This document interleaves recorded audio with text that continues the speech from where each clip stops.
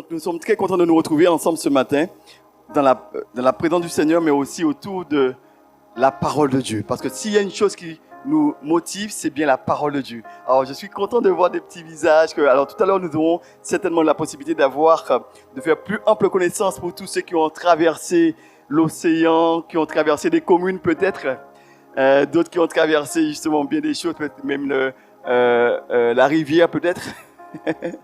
Mais nous sommes contents d'être ensemble ce matin parce que je crois que le Seigneur fait de grandes choses. Alors, je voudrais pour le titre du message de ce matin est le suivant. Eh bien, prier continuellement. Prier sans cesse. Prier, vraiment être constant dans la prière. Donc, je voudrais vous donner le témoignage d'un ancien sataniste qui donne l'histoire d'un pasteur. En fait, il a donné sa vie à Jésus-Christ. Et il dit ceci. Voici l'histoire d'un pasteur en Afrique, en Ebute Meta.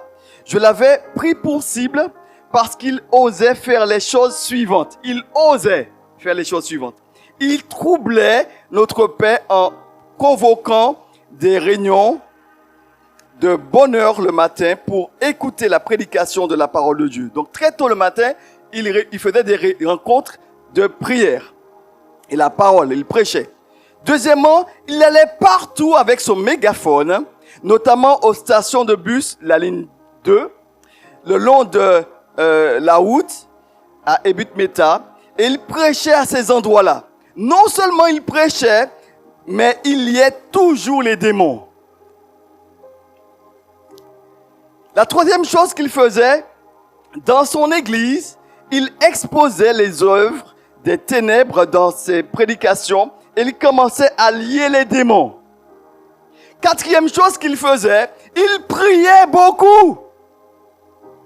Il priait beaucoup. Et la cinquième chose, il chantait, louait Dieu tout le temps. Alors j'envoyais mes messagers contre lui, mais ils ne purent pas le tuer. Je décidai donc d'accomplir le travail moi-même. Un certain jour, je le vis en train de marcher le long de la nouvelle route, la nouvelle voie. Et il est intéressant de signaler que la chose suivante à propos de ce pasteur. Chaque fois que nous voulions l'attaquer, nous apercevions deux colonnes de nuées qui l'accompagnaient partout. L'une à sa droite et l'autre à sa gauche, qui nous empêchaient de l'approcher. Mais ce jour-là, je ne vis rien. Aussi, j'ai eu doublement l'assurance que ma mission serait couronnée de succès. Je commandai à la pluie de tomber, afin de pouvoir le frapper de la foudre. La pluie commença à tomber, et le tonnerre a grondé. Tous les arbres proches commencèrent à perdre leurs branches. Mais ce pasteur chantait rempli de joie. Je me rappelle encore de ce cantique qu'il chantait. Au nom de Jésus, tout genou fléchira. C'est ce que dit le sataniste. Comme il continuait à chanter ce cantique, la pluie cessa.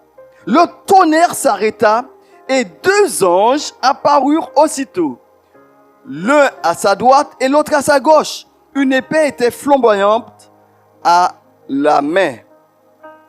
Les yeux et les épées étaient comme des flammes de feu.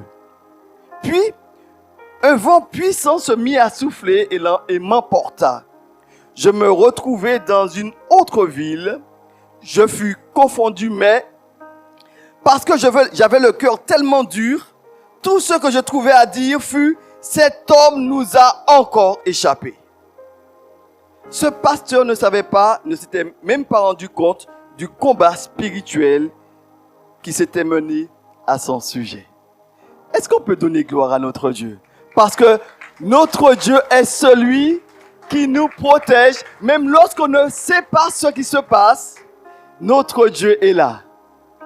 Et il fait toutes choses belles et bonnes en son temps. Ce témoignage nous rappelle bien que qu'importe là où tu peux être, jamais Dieu n'abandonne ses enfants. Jamais Dieu n'abandonne ses enfants. Et tu peux être attaqué, tu peux être dans de grandes difficultés, mais jamais Dieu n'abandonne. Parce que pourquoi? Avec Dieu, nous ferons des exploits. Amen. Et ce matin, nous allons le voir parce que cet homme faisait trois choses. il priait.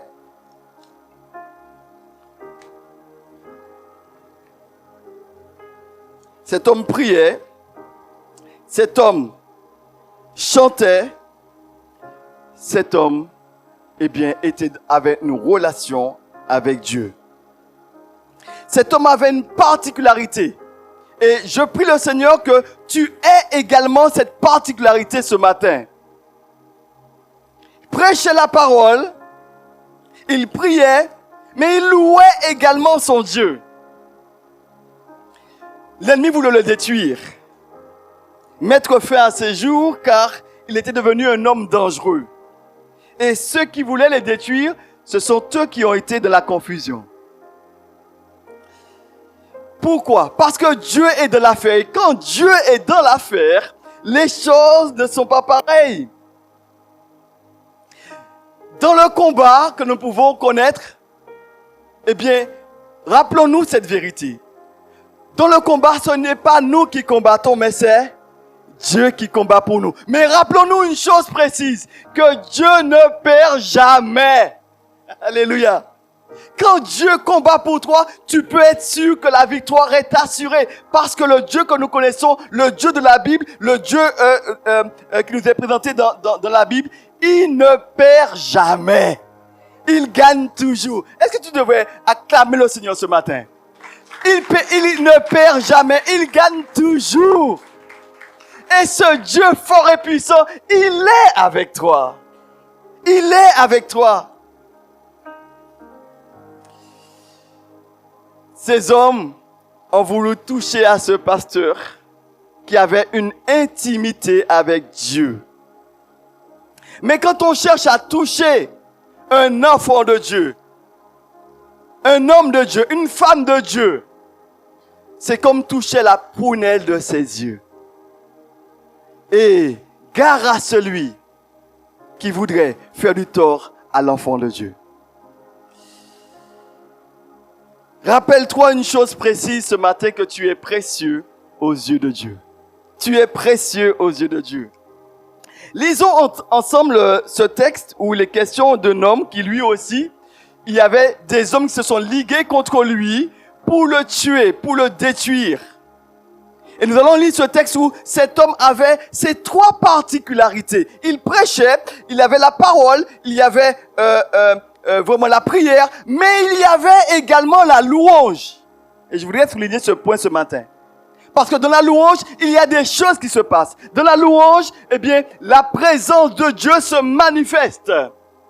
Dans la louange, il y a Dieu lui-même qui siège. Nous allons lire ensemble ce passage où il est question vous l'avez compris, qu'il s'agit de Daniel, où des hommes se sont ligués contre lui pour le détruire. Nous lisons ensemble dans Daniel, au chapitre 6. Daniel, chapitre 6. Et nous allons lire à partir du verset 10. Et cette histoire, c'est une belle histoire. Parce que Daniel veut dire, l'Éternel est mon juge. Ou encore, Dieu a jugé. Ce que veut dire le mot Daniel. Le nom Daniel. Parce que je m'ai dit aux parents, ne donnez pas n'importe quel prénom à vos enfants. Parce que vos enfants, les prénoms ont une signification. Et pour Daniel, l'Éternel est mon juge. Et l'Éternel a été son juge. L'Éternel, mon juge. Daniel au chapitre 6, verset 10, il est dit ceci. Lorsque Daniel sut que le décret était écrit, parce qu'il y avait un décret qui était mis en place de ceux qui étaient venus pour détruire Daniel, pour prendre sa place, parce que Daniel prenait trop de place dans le gouvernement babylonien dans lequel il était, dans le pays où il était. Il y a eu de ceux qui étaient jaloux et qui ont voulu le détruire. Mais la Bible nous dit ceci, ils ont mis en place une stratégie. Tous ceux qui vont prier un autre Dieu que le roi, ils seront jetés de la fosse au lion. Et la Bible nous dit ceci au verset 10. Lorsque Daniel sut que le décret était écrit, il se retirait dans sa chambre se cacher. Parce qu'il avait peur. C'est que vous avez? Non? Vous n'avez pas la même Bible que moi? Non, c'est pas ce qui est écrit. Lorsque Daniel sut que le décret était écrit, il se retira dans sa maison pour se cacher. C'est pas ça? Alors, je vais lire ici parce que je pense que c'est pas la même version. Lorsque Daniel sut que le décret était écrit, il se retirait dans sa chambre pour se cacher. Non? En effet, c'est pas ça. Qu'est-ce qu'il a fait? Lorsque Daniel sut que le décret était écrit, il se retirait dans sa chambre où les fenêtres de sa chambre supérieure étaient ouvertes de la direction de Jérusalem et 3 fois le jour, il se mettait à genoux, première chose. Deuxième chose, il priait. Et troisième chose, il louait son Dieu comme il le faisait auparavant. Alors, ces hommes entrèrent tumultueusement et trouvèrent Daniel qui priait et invoquait son Dieu. Puis ils se présentèrent devant le roi et lui dirent au sujet de la défense royale: n'as-tu pas écrit une défense portant que quiconque dans l'espace de 30 jours adresserait des prières à quelque dieu ou quelques hommes, excepté à toi, ô Dieu, serait jeté de la force au lion? Le roi répondit: la chose est certaine, selon la loi des Mèdes et des Perses, qui est immuable. Ils prirent de nouveau la parole et dirent au roi: Daniel, l'un des captifs de Juda, n'a tenu aucun compte de toi au roi, ni de la défense qui a été écrite. Il a fait sa prière 3 fois le jour. Au verset 14, il dit ceci: le roi fut très affligé quand il entendit cela. Il prit à cœur de délivrer Daniel et jusqu'au coucher du soleil, il s'efforça de le sauver. Mais ces hommes insistèrent auprès du roi et lui dirent: sache au roi que la loi des Mèdes et des Perses exige que toute défense ou tout décret confirmé par le roi soit irrévocable. Alors le roi donna l'ordre que l'on amène Daniel et qu'on le jette de la force au lion. Le roi prit la parole et dit à Daniel: puisse ton Dieu, que tu sers avec persévérance, te délivrer. On apporta là une pierre et on l'a mise sur l'ouverture de la fosse. Le roi la scella de son anneau et de l'anneau de ses grands, afin que rien ne soit changé à l'égard de Daniel. Le roi se rendit ensuite dans son palais. Il passa la nuit à jeun. Il ne fit point venir de concubine auprès de lui. Il ne put se livrer au sommeil. Au verset 19, il est dit ceci: le roi se leva au point du jour avec l'aurore et il alla précipitamment de la fosse au lion. En s'approchant de la fosse, il appela Daniel d'une voix triste. Le roi prit la parole et dit: Daniel, Daniel, serviteur du Dieu vivant, ton Dieu, que tu sers avec persévérance, a-t-il pu te délivrer des lions? Alors Daniel prit la parole, dit au roi: Roi, vis éternellement. Mon Dieu a envoyé son ange, alléluia, et a fermé la gueule des lions, qui ne m'ont fait aucun mal, parce que j'ai été trouvé innocent devant lui et devant toi non plus, ô roi. Je n'ai rien fait de mauvais. Alors le roi fut très joyeux et il ordonna qu'on fasse sortir Daniel de la fosse.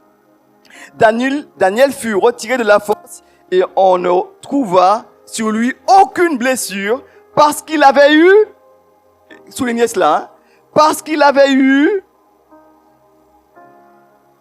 confiance en son Dieu.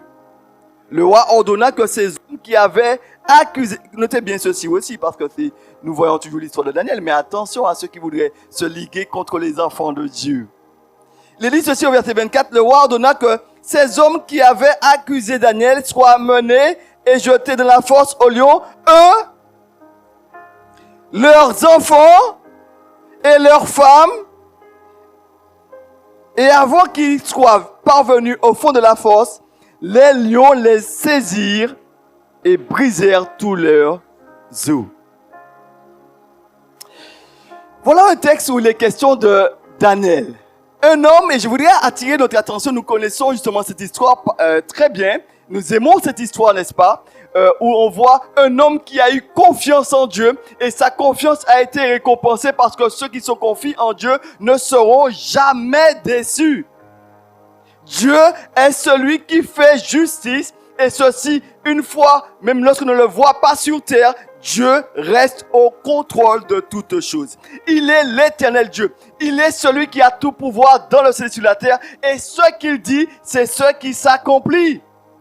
Oh, on a par moments l'impression que Dieu ne fait pas justice. Mais j'aimerais te dire une chose. Dans le livre de Daniel, on voit une vérité qui est la suivante. Dieu est maître des temps et des circonstances. Tôt ou tard, il faudra faire face à la justice de Dieu. Amen. Mais attention, quelqu'un se dit, mais oui, mais tout ça, depuis le temps que celui-là, il fait des choses qui ne sont pas bien, il aura des contrats à Dieu. Et ceci, tôt ou tard. Dans ce chapitre, nous voyons, je voudrais attirer notre attention sur le fait que Daniel était un homme de prière. Daniel priait 3 fois le jour. Alors, je ne sais pas si c'était le matin, le midi et le soir, comme souvent nous faisons, n'est-ce pas? Quand il est question de la prière, quand on se réveille le matin, on dit « Seigneur, bénis la journée ». Quand on mange, on dit « Seigneur, bénis le repas ». Et quand on va se coucher, on dit « Seigneur, bénis la nuit ». Mais est-ce qu'il est question de ce genre de prière dont Daniel avait? Parce que vous savez, les chrétiens, les statistiques disent que le chrétien moyen, il ne prie que 5 à 6 minutes par jour. Et la question que j'aimerais te poser en ce matin, combien de temps consacres-tu à la prière? Est-ce que tu es comme les autres chrétiens moyens qui prient 5 à 6 minutes par jour? Et ce sont des prières micro-ondes que j'aime à dire. Vous savez, avant il chaud, il chuite. C'est à peine mis, après enlevé. Seigneur, bénis, et puis machin. Bénis, et ce sont que des prières de nouveaux convertis. Vous savez, les nouveaux convertis, c'est bon, Seigneur, bénis-moi, et on ne sait pas trop comment exprimer sa prière. Eh bien, on dit Seigneur, bénis. Mais est-ce que Daniel avait des prières micro-ondes? J'aimerais te dire ceci. Dans ce texte, Daniel priait 3 fois le jour, mais il ne s'agissait pas de prière micro-ondes. Non, ce n'est pas vrai. Merci. Non, pourquoi? Parce qu'il s'agissait là de culte personnel. Alléluia. Et dans le culte personnel, il n'y avait pas simplement une petite prière vite fait et je suis parti. Parce qu'il y avait le temps pour la parole, le temps pour la prière, le temps pour la louange. Il y avait une différence. Et Daniel priait 3 fois le jour. Quelqu'un va me dire ce matin, oui pasteur, mais il priait 3 fois le jour parce qu'il avait le temps. Parce que moi, j'ai pas le temps. C'est pas ce que nous disons? Daniel, c'était pas n'importe qui. Daniel avait une lourde responsabilité en Babylone. Vous savez, Daniel était de ceux qui étaient déportés à Jérusalem. Ils étaient amenés captifs à Babylone. Et dans ce pays de Babylone, ils étaient au service du roi. Donc, ils étaient vraiment occupés. Mais Daniel trouvait le temps pour pouvoir prier. Daniel trouvait le temps pour chercher son Dieu. Daniel trouvait le temps pour intercéder. Daniel trouvait le temps pour présenter à Dieu son peuple. Il priait. Et il pouvait louer. Il pouvait vraiment faire mention de la parole. La question que je te pose, est-ce que, on pourrait dire ici dans ce texte, Daniel avait au moins 3 cultes personnels avec le Seigneur par jour?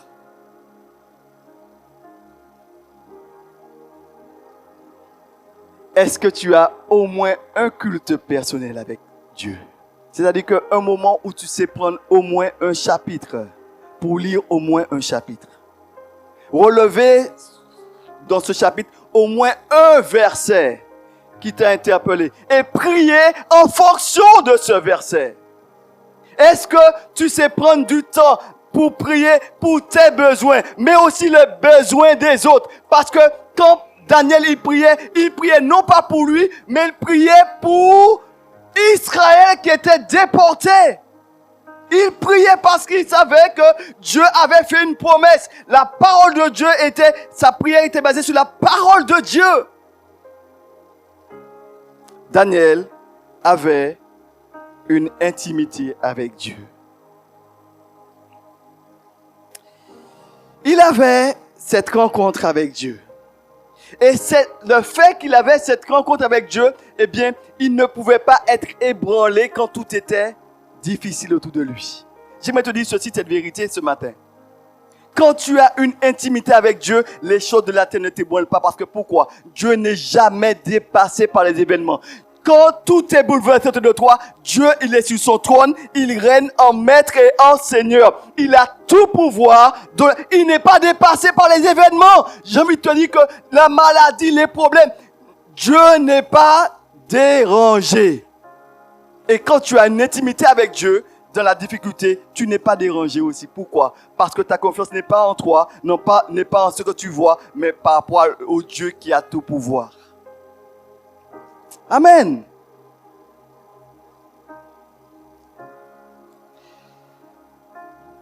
Il nous est dit que Daniel priait 3 fois le jour. Cela nous parle d'une constance, d'une régularité, d'une persévérance, d'une endurance. Et oui. Et dans la Bible, il nous est recommandé de prier sans cesse, n'est-ce pas? Il nous est dit continuellement. Dans 1 Thessaloniciens chapitre 5 verset 17. Nous connaissons ce passage. Vous pouvez le prendre. 1 Thessaloniciens chapitre 5. Mais je voudrais que nous puissions lire à partir du verset 16. C'est le verset 17 qui nous intéresse. Mais regardez avec moi au verset 16. Le verset 16, il est dit ceci. Soyez toujours joyeux. Alors dis à ton voisin, sois toujours joyeux. Dis-lui de te faire un sourire. Fais-moi un sourire, s'il te plaît. Mais oui, mais dis-lui de te faire un sourire. Fais-moi un sourire. Sois toujours joyeux. Mais une tête frère. Sois toujours joyeux. Pourquoi? Parce que ta joie ne doit pas dépendre des circonstances. Ta joie doit être fixée sur celui qui n'est pas dérangé par les circonstances. Ta joie dépend de Dieu. La joie du Seigneur est notre force. J'ai envie de te dire ce matin, la tête que tu as là, rangez tes outils, fais marcher. Parce que pourquoi? Sois joyeux. Parce que Dieu, quand il est dans ta vie ta vie a du sens. Mais il dit ceci, avant tout, verset 16, soyez toujours, pas quand ça va bien, mais toujours. Soyez toujours joyeux. Deuxième chose, verset 17. Priez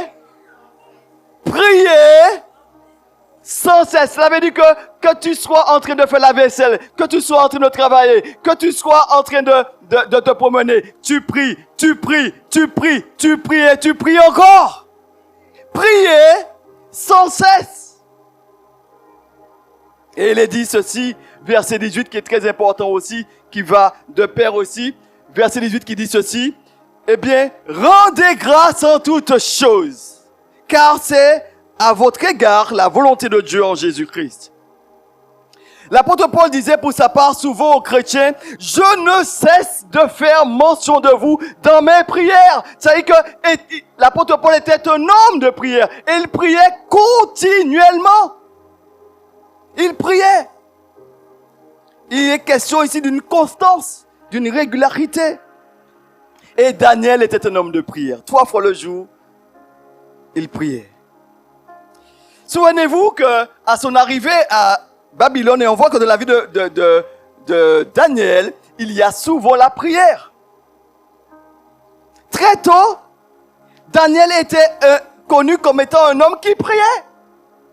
Il a eu une intimité avec Dieu. Et on voit souvent que dans la vie de Daniel, il y a souvent la prière. Est-ce que la prière, quand Dieu te regarde, comme il a dit pour Job, qui était un homme intègre, droit, craignant Dieu, se détournant du mal, est-ce que Dieu peut dire, eh bien, un tel, oui, toi, est-ce qu'il peut dire, mais lui, c'est un homme de prière. Est-ce qu'il peut dire que cette femme, oui, que tu vois là, c'est une femme de prière?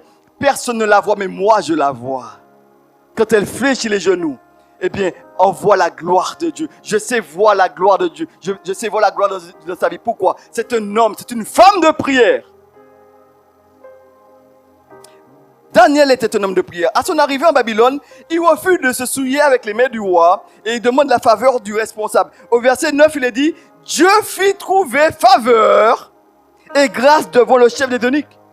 Pourquoi? Parce qu'il avait cherché, parce qu'il avait résolu de ne pas se souiller. Eh bien, il a cherché la volonté de Dieu. Il a cherché à faire ce qui est agréable à Dieu. Et la Bible nous dit qu'il trouva faveur. Et j'ai envie de dire à une personne ce matin, quand tu es un homme de prière, quand tu cherches la faveur de Dieu, quand tu cherches justement à plaire à Dieu, Dieu sait aussi te faire trouver faveur devant des responsables. Dieu sait te faire trouver faveur devant des magistrats. Dieu sait te faire trouver faveur devant un patron. Dieu sait te faire trouver faveur devant qui que ce soit, parce que la Bible nous dit ceci, que Dieu est celui qui incline les cœurs des rois. C'est-à-dire que quand il décide une chose, même lorsque les autres ne sont pas d'accord, mais si Dieu ordonne, eh bien la chose arrive parce que ton patron soit d'accord, qu'il soit pas d'accord, mais si Dieu t'a dit que tu lui donnes la place, cette place-là, elle est réservée parce que personne ne peut résister à mon Dieu. Personne. Et Daniel, il a cherché la présence de Dieu. Et Dieu, la Bible nous dit ceci, Dieu fit trouver faveur et grâce devant le chef des eunuques.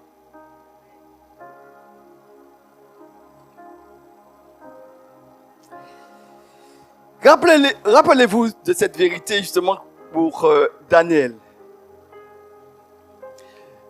Dans l'histoire de Daniel, on lit que Daniel, au bout d'un moment, le roi va faire un rêve.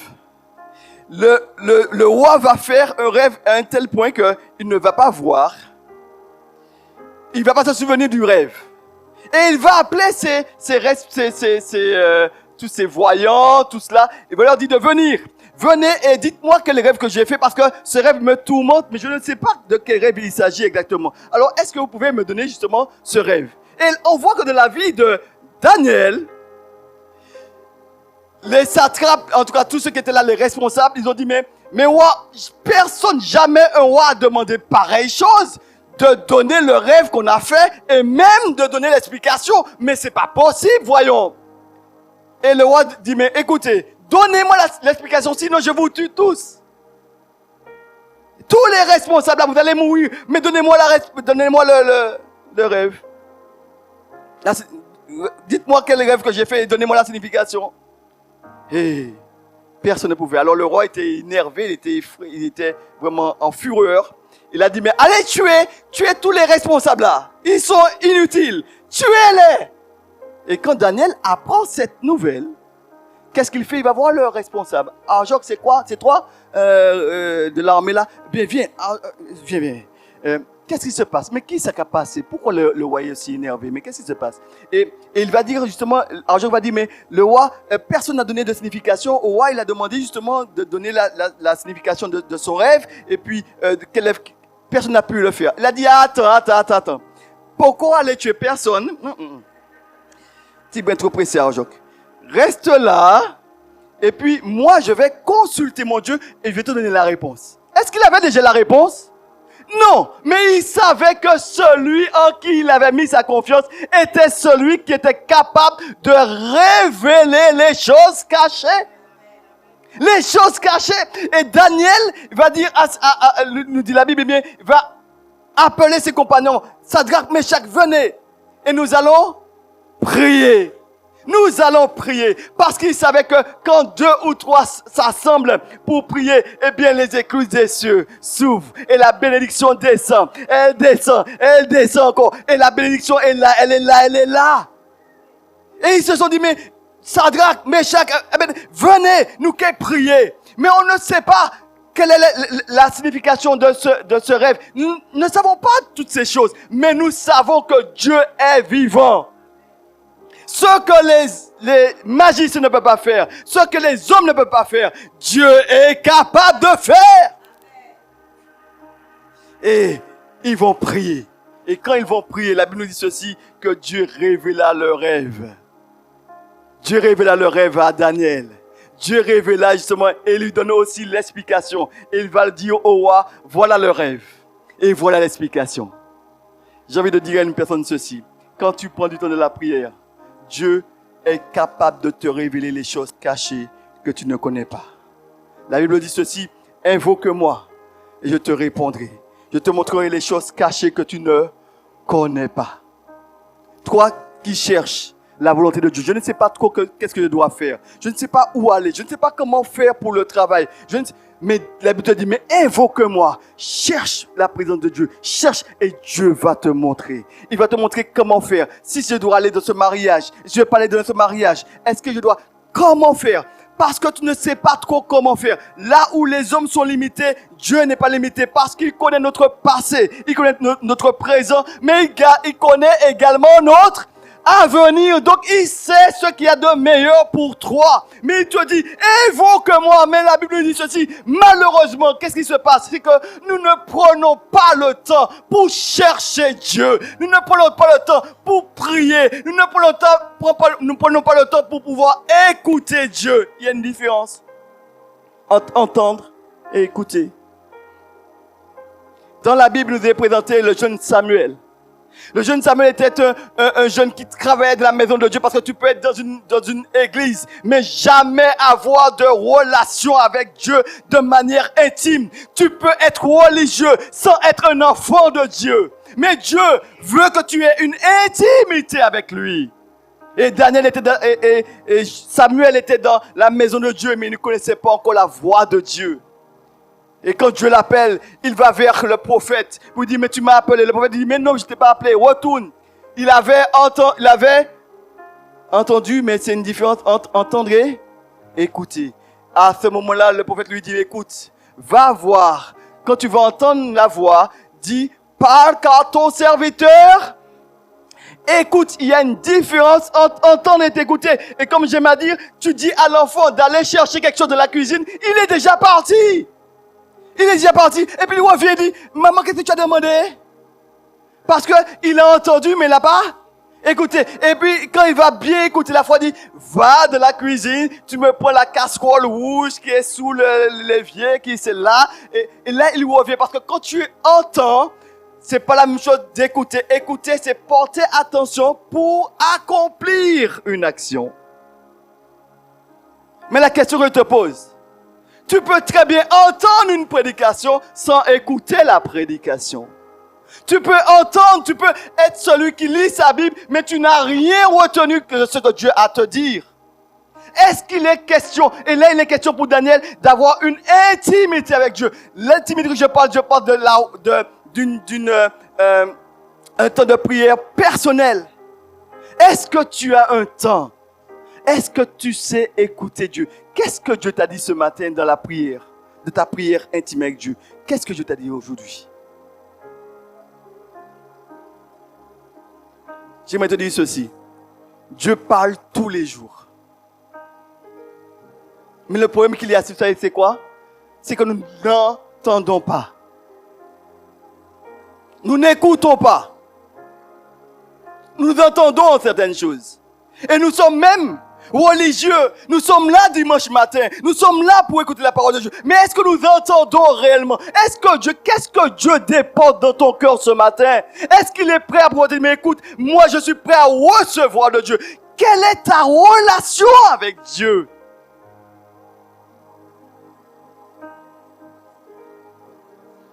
Daniel, lui, avait une intimité avec Dieu. Et quand il est dit que Daniel priait 3 fois le jour, il y avait les 3 parties. On voit que Daniel, dans les différentes situations, il n'était pas dépassé. Vous savez, j'aime la parole de Dieu parce que dans la parole de Dieu, Dieu est celui qui révèle. Nous l'avons dit, je voudrais revenir sur ce point, que Dieu est celui qui révèle les choses cachées.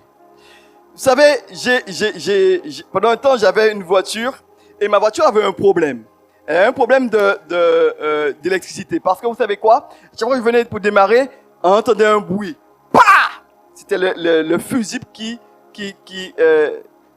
se cassait à chaque fois. Et on changeait de fusible, on redémarrait, PAH! On entendait le bruit vraiment qui était très fort. Alors je me suis dit, mais oulala, on a un réel problème électrique. Alors j'ai fait venir justement un collègue de travail qui est mécanicien, un bon mécanicien. Il m'a dit, et je lui ai expliqué, il m'a dit, ah, Manzat, savent qui ça a fait ça? Et il n'est même pas encore arrivé, il me dit que je sais déjà. Alors il arrive, et puis il change ceci, il change cela, il arrange ça, et puis il essaie. PAH! Il me dit, mais comment dire ça, t'as pas normal? Il me dit, mais ça ne plaît pas qu'à faire ça. Alors il a changé, il a changé le fusible, il a mis un fusible qui était d'une intensité beaucoup plus forte. Il a mis le truc s'est éclaté aussi. Il me dit, mais oulala, on ne peut pas comprendre ça, l'autolanie. L'autolanie a un problème, hein. Il me dit, mais justement, c'est pour ça que je crie, hein, parce que l'autolanie a un problème, hein. Et il est reparti. Et la voiture est restée combien de temps sous eh bien, cet arbre-là, c'était eh bien, pas un manguier, mais il était au-dessous. Il est resté justement combien de temps? Et j'ai besoin de la voiture pour aller au travail. J'ai une voiture, j'ai fait l'acquisition d'une voiture, et la voiture me regarde, et je prends un taxi pour aller, ou bien du stop pour aller au travail. C'est pas normal, vous êtes d'accord avec moi? Et je me suis dit au bout d'un moment, mais non, le mécanicien, il revient, il va essayer la voiture, la même chose encore. Et je lui ai dit, mais, faut quitter ça tomber. Et il m'a dit, mais non, parce qu'il était déterminé. Mais après, je me suis mis à prier. Je dis, Seigneur, mais n'est-ce pas toi qui révèle toutes choses? Le mécano des mécanos, est-ce que c'est pas toi? Le médecin des médecins, est-ce que c'est pas toi? J'aimerais te dire pour une personne que quelqu'un a dit que rien n'est impossible. J'aimerais te dire que si les hommes ont dit que rien n'est impossible, avec Dieu, tout est possible. Et vous savez, au bout d'un moment, une pensée me dit, mais je me mets à prier. Je dis, Seigneur, tu es capable de pouvoir réparer cette voiture. Tu connais ce problème. Alors, je me suis dit, mais voici, elle prend de la voiture. Et je me suis mis à prier. Et vous savez, quand on prie, on ne sait pas trop comment faire. On fait le tour de la voiture. Je fais le tour de la voiture. Je dis, Seigneur, de la voiture. Je parle à Dieu, mais je parle avec la voiture. Je dis, mais où est rangé? Seigneur, bénis. Mais où est rangé? Et je fais le tour de la voiture. Et une pensée me dit, mais écoute, mets-toi, couche-toi sous la voiture. Je me dis, mais des moments, vous savez, quand Dieu vous parle, vous raisonnez. Je dis, mais c'est pas un problème sous la voiture, c'est un problème dans la voiture. C'est un problème électrique qui est là. Et là, je dis, mais Seigneur, mais non. Et puis, il y a de la boue là, hein, c'est pas propre. Et je me vois pas me... Couche-toi sur la voiture. Je dis, non.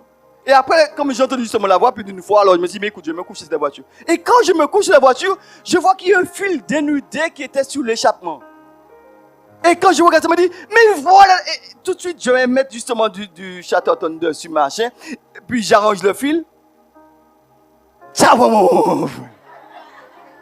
me dit, ah, Seigneur, tu es grand, alléluia, sans dépenser quoi que ce soit, ma voiture était réparée. Parce que pourquoi? Dieu est celui qui révèle les choses cachées que tu ne connais pas. Qu'est-ce qui était possible à Dieu? Daniel l'avait expérimenté. Il avait vu que Dieu était celui qui révélait justement les situations. Et dans les situations difficiles, qu'est-ce que nous faisons la plus grande partie du temps? Et je te pose la question, comment que tu réagis quand ta vie est en danger? Quand le médecin t'a dit, il n'y a pas de solution, c'est une maladie incurable. Comment que tu réagis? La première des réactions, je ne sais pas si vous êtes différent de moi, mais la plus grande partie du temps, on est affolé, on est pris de panique, on est pris dans toutes sortes de choses. Pourquoi? Parce que on a peur. Mais est-ce que l'enfant de Dieu est appelé à avoir peur? La peur est un mécanisme de défense, hein, naturellement. Mais après, pour être paralysé de une peur, je dis non. Parce que pourquoi? Ta vie doit dépendre du Seigneur. Et quand tu fais confiance au Seigneur, ta vie, tu sais que même lorsqu'on te dit que tu vas mourir, tu sais que la mort pour toi n'est pas la fin. La mort pour toi est un passage et tu vas te retrouver auprès du Seigneur. Et quelqu'un devait dire, si je devais mourir aujourd'hui, je suis prêt, je suis prête. Qui est-ce qui peut dire ça? Qui est-ce qui veut mourir maintenant? Quand tu veux mourir, non, mon frère, non, pas maintenant, après quand même, hein, je veux bien, j'aime le Seigneur, tu sais que je t'aime, mais pas maintenant. Mais si tu sais où tu vas, tu es prêt à partir, n'est-ce pas? Mais en fait, Daniel, quand il a su que le décret, tous ceux qui allaient prier, ils vont mourir, qu'est-ce que Daniel a fait? La Bible nous dit que Daniel a continué à prier comme il le faisait auparavant. C'est-à-dire que si tu étais un homme de prière avant, et j'ai envie de te dire ceci, n'attends pas les problèmes pour commencer à prier. Daniel, il priait déjà avant. Il avait déjà une intimité avec Dieu. Et quand les problèmes sont venus, c'était une continuité pour lui de la prière. Parce que pourquoi? Il était dit habitué à avoir trois choses. Il avait un culte personnel. 3 fois le jour, il priait. Daniel priait 3 fois le jour. Et j'aimerais te dire que, comme il a dit, ce n'était pas une prière, un petit temps de prière vite fait. Mais c'était un culte. Parce que pourquoi? Dans le culte, il y a la parole, il y a la prière, mais il y a aussi la louange. Dis à quelqu'un aussi, il y a aussi la louange. Dis-lui cela. Il y a la louange aussi. Il y a la prière. Il y a la parole. Les 2 P. Mais il y a aussi la louange. La première chose que nous dit le texte, et regardez avec moi ce qu'il est dit. Lorsque Daniel, verset 10, lorsque Daniel sut que le décret était écrit, il se leva dans sa maison où les fenêtres de sa chambre supérieure étaient ouvertes, la direction de Jérusalem, et 3 fois par jour, il se mettait à genoux. Première chose, c'est une attitude. Il se mettait à genoux. Deuxième chose, il priait. Et troisième chose, il louait son Dieu. Et j'aimerais te dire une chose, si tu voudrais grandir dans ton intimité avec Dieu, aie du temps avec Dieu. Mais pas du temps, mais un culte.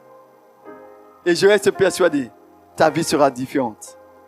Et quand il est question, Daniel prenait un temps pour prier, mais dans un même lieu. Daniel avait, lui, sa chambre haute. Et j'aime te dire que quand tu veux prier, que tu veux avoir un culte personnel avec le Seigneur, aie un lieu précis où tu vas rencontrer ton Dieu. Cela peut être, la chambre haute peut être dans ta chambre, mais ça peut être dans ton salon, ça peut être justement dans ta voiture. Mais un lieu où tu rencontres Dieu. Et ce lieu-là, continuellement, ce lieu-là devient un lieu de combat. Par exemple. Un lieu de combat. Ta chambre haute. Daniel était dans la chambre haute. Et il priait toujours au même endroit. Et toujours de la même direction. Et nous allons le voir tout à l'heure. Il dit ceci dans Matthieu chapitre 6, verset 6. Quand tu pries, entre dans ta chambre, ferme ta porte et prie ton Dieu qui voit là dans le lieu secret. Et ton Père qui voit dans le lieu secret te le rendra. Prie, entre dans ta chambre. En fait, la chambre nous parle justement du lieu de rencontre. C'est un lieu intime. N'importe qui n'ira pas dans ta chambre. C'est une personne que tu connais, n'est-ce pas? Mais n'importe qui n'entre pas dans ta chambre. Mais la chambre aussi nous parle d'un lieu intime, mais qui parle aussi d'un lieu de repos. Dans la présence de Dieu, tu peux aussi te reposer. Dans la présence de Dieu, le lieu, c'est pas forcément un lieu précis, parce que ce lieu-là nous parle aussi dans ton cœur, parce que tu peux très bien être dans le travail ou autre, mais tu sais entrer dans ce lieu secret-là, qui est ta relation avec ton Dieu, dans ton cœur. Daniel, dans un même lieu, il y avait une rencontre avec Dieu. Toi aussi, tu peux rencontrer ton Dieu dans un lieu précis. Je t'invite à avoir un lieu précis. La deuxième chose, Daniel se mettait à genoux. Aujourd'hui, vous savez, les chrétiens, on aime prier, mais on n'aime pas prier à genoux. On est assis, on est debout, et on est même les yeux ouverts. Bon, je ne dis pas qu'il ne faut pas prier les yeux fermés, qu'il faut forcément prier les yeux fermés, non. Et dans certaines choses, comme je vous l'ai dit, on a vu le combat spirituel, notamment jeudi, les différents jeudis. Quand tu pries pour des situations, ne prie pas les yeux fermés, ouvre tes yeux, au contraire. Mais à genoux, vous savez, on peut très bien prier derrière sa voiture, le volant de sa voiture. On peut très bien prier en faisant la vaisselle. Mais quand il s'agit de ton intimité avec Dieu, de ton culte personnel, mets-toi à genoux.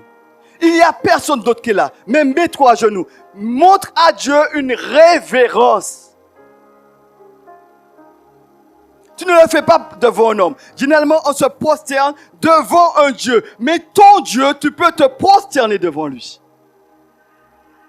Et malheureusement, aujourd'hui, les chrétiens, quelqu'un me dira, mais oui, mais pasteur, tu dis ça, mais quand je me mets à genoux, quand je suis à genoux, mes pensées sont déjà arrivées justement, je me suis mis à genoux pour prier, mais je suis déjà arrivé justement en France, je suis déjà arrivé justement en Afrique, et puis, non, mais efforce-toi à penser à ton Dieu quand tu te mets à genoux.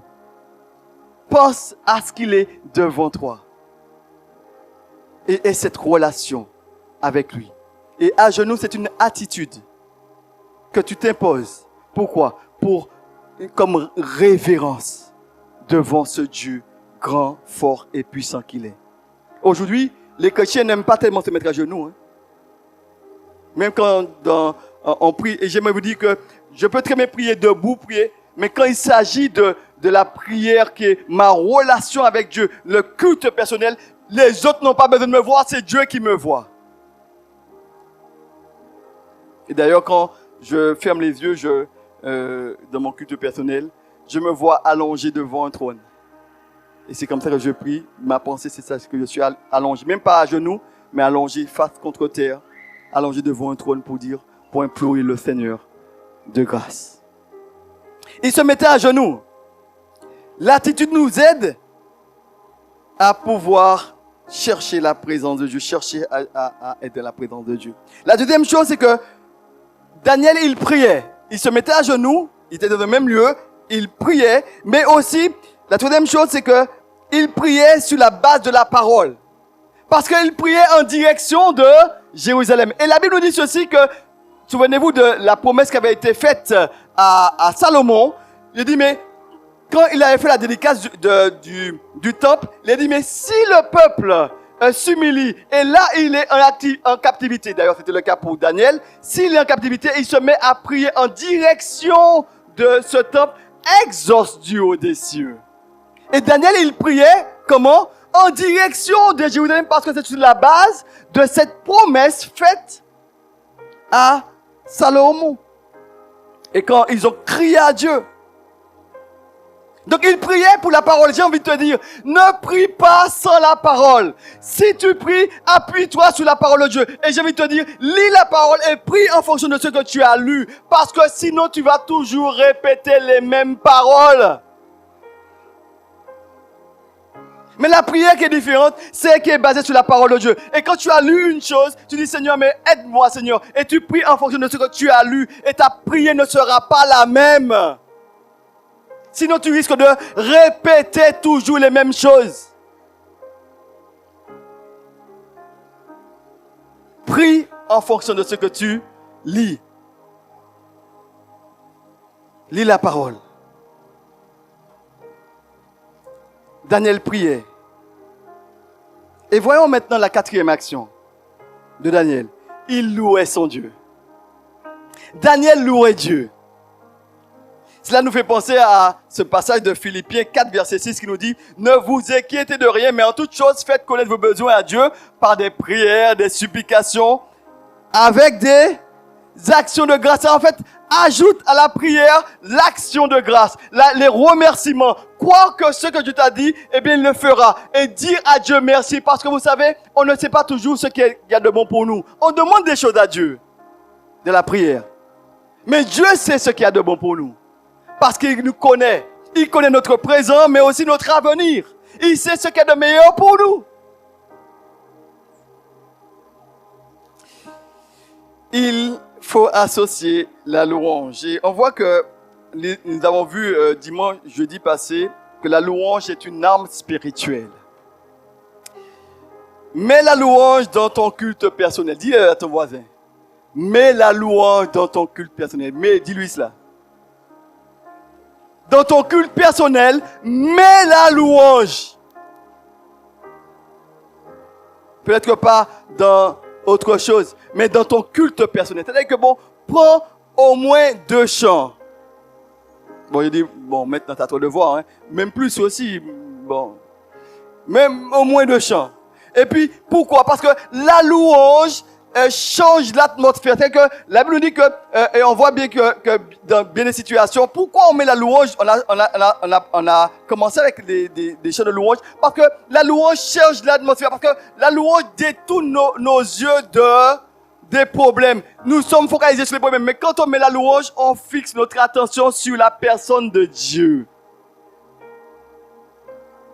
L'atmosphère change quand il y a la louange. J'ai envie de te dire, toi qui es dans un combat spirituel, mets dans ta maison la louange. Ne mets pas justement toutes sortes de musiques mondaines. Les musiques mondaines, elles vont t'éloigner, elles vont te pousser à te souiller. Mais mets la louange, parce que la louange amène une différence. T'amène à te centrer sur Dieu. T'amène à glorifier Dieu. T'amène à montrer qui est Dieu pour toi. La louange. Et dans ton culte personnel, quand tu mets la louange, tu n'as pas besoin de venir un dimanche matin pour dire « Seigneur, je te loue » parce que Dieu voit bien que chaque jour tu le loues. Et tu deviens quoi? Un adorateur. Parce que Dieu cherche avant tout des adorateurs qui l'adorent en esprit et en vérité. C'est pas le dimanche matin pour dire « Je t'adore » et puis en semaine tu te dis « Mais je t'ai pas vu du tout. Je t'ai jamais vu. Tu étais où ?» C'est comme celui qui pose la question, mais le dimanche matin, c'est le mari qui cherche. Mais où est-ce que... ma Bible est où? Ma Bible est où? La Bible reste dans la voiture depuis dimanche dernier. Mais c'est comme aujourd'hui dimanche, il faut chercher la Bible. Non, j'ai envie de te dire, tu veux grandir avec le Seigneur. Aie une intimité avec Dieu.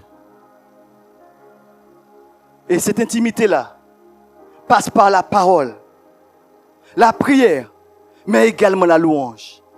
La louange doit te caractériser. Parce que vous savez, s'il y a une chose que l'on fera au ciel, ce sera l'adoration. Et tu dois commencer déjà sur terre à louer le Seigneur. Cultive cela. Tu ne chantes pas très bien, c'est pas grave. Dieu sait entendre justement des cordes vocales bien arrangées.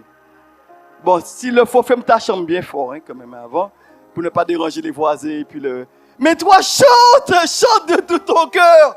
Loue le Seigneur. Chante.